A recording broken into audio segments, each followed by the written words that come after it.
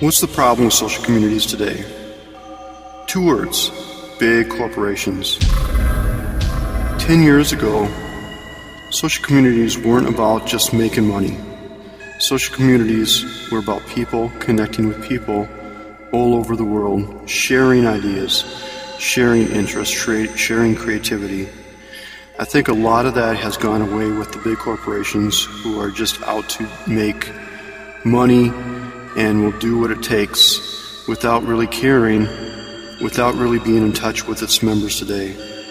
My friend and I, Karen, were talking about this last summer, and we decided to create a community called FriendBurst. What we want to try to do is we want to try to get back to where it was 5 or 10 years ago and focus on what makes social community important, and that's its people, its members. Every member has an important voice in its growth. While you can't accommodate everybody, FriendBurst will try to make the most flexible platform social community available so that members can truly express their creativity and their individuality. We've learned a lot in the past 6 months about what's wrong with social communities and what should really be important. One of the first things that we learned, before we even decided that we even wanted to start FriendBurst, is that the most important thing in the community, as I mentioned before, is its members. Members are members. They're not users. They're not guests. That's really important to differentiate.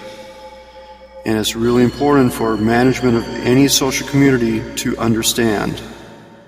The members are the most important thing, and they're going to be the reason a community is going to grow or not grow.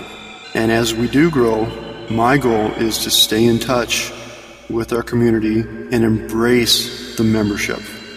Another thing that's important that we learned is that you don't touch a member's profile.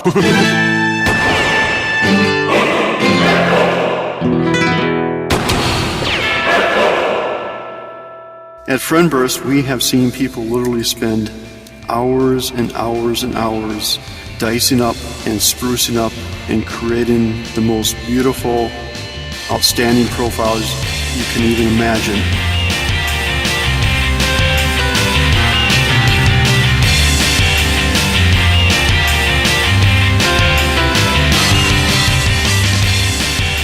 When I created FriendBurst, I knew that we had to give our members flexibility.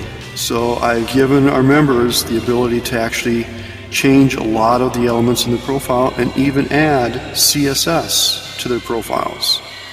But I had no idea the extent our members would go to create these outstanding profiles. And as we grow, we're going to add to the functionality.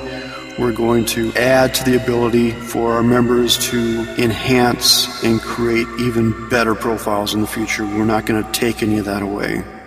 Another thing that I've learned is that we listen to all our members, and not just the noisy ones.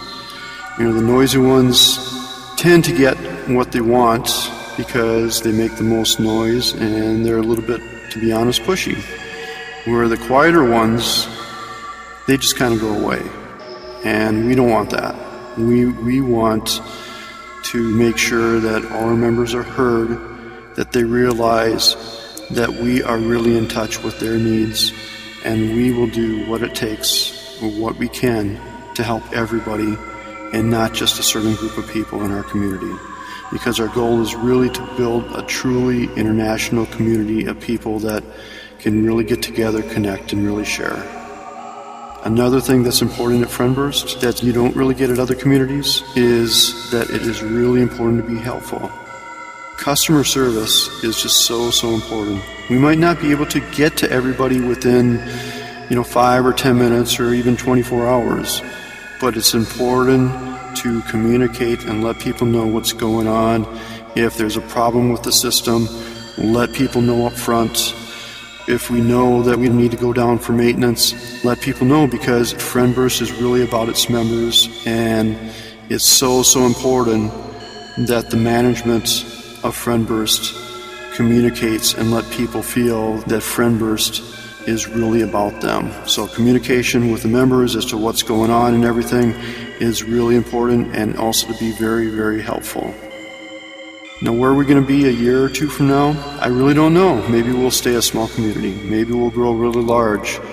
But no matter what size we may grow to in the future, I think we've learned a lot about other social communities, what they've done right, what they've done wrong. And the most important thing that we're going to try to do is really stay in touch with our membership, with our community, and have the community tell us the direction that it wants to go into, as opposed to trying to steer the community, steer our members into a certain direction.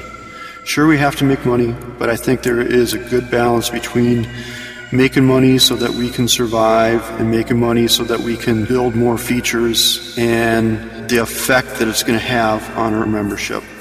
So, what we're going to strive for is to pay for our servers, future modifications, enhancements, but at the same time, we're not going to put our membership at risk, and we're not going to just go out there and try to sell something to our members just to make a quick buck, because it's really about the community of FriendBurst and everybody coming together and everybody within FriendBurst to be able to really express who themselves are and connect with people the world over.